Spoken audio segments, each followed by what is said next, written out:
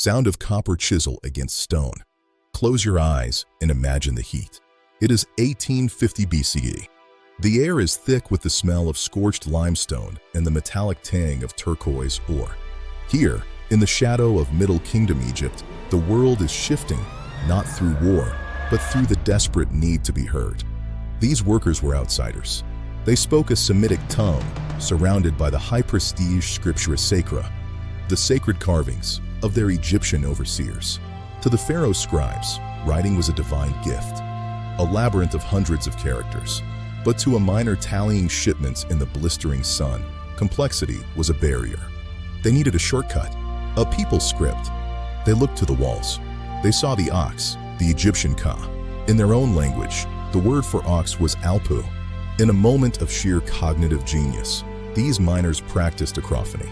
They decided that this picture would no longer represent the idea of an ox. It would represent only the very first sound of its name, the glottal stop, the ah. This is the birth of the Proto-Sinaitic script. It was crude, scratched into the rock in haste. At this moment, if you looked at the letter you were looking at a beast of burden.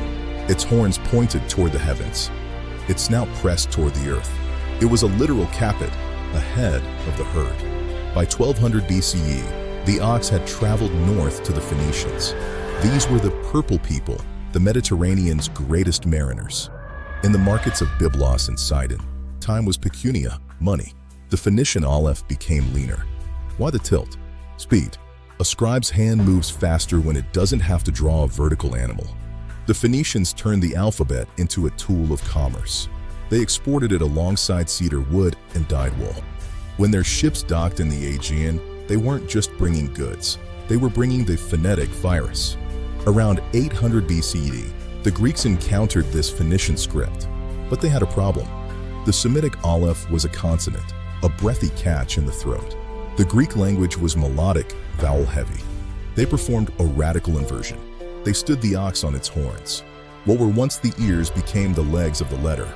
Early Greek was written booster feet on, literally, as the ox turns in plowing, writing one line left to right, the next right to left. But eventually, the direction standardized to the right, and the alpha became the stable, symmetrical tripod. The beast was finally upright. The final polish came from the masters of order, the Romans, having adopted the script through the Etruscans. The Roman lapidaries, the stone cutters, perfected the Capitalis Monumentalis, or monumental capitals. Look closely at the feet of the letter. These are serifs. They weren't just decorative, they were functional. Stone cutters discovered that carving a small horizontal groove at the end of a stroke prevented the stone from cracking. This was the ratio, the logic of Rome. They gave the letter its mathematical grace and its permanent seat at the head of the Western world. Look at the screen in front of you. That letter, you are looking at a fossil. If you look closely enough through the layers of Roman stone, Greek philosophy, and Phoenician trade, you can still see it. Every time you write, you are summoning the ghost of an ancient ox. The horns are now the legs. The snout is now the peak, drafted into service by a nameless miner 4 millennia ago. We do not just use the alphabet. We inherit a revolution. The silent revolution of the is complete. But the rest of the alphabet? That is another story. Wind whistling,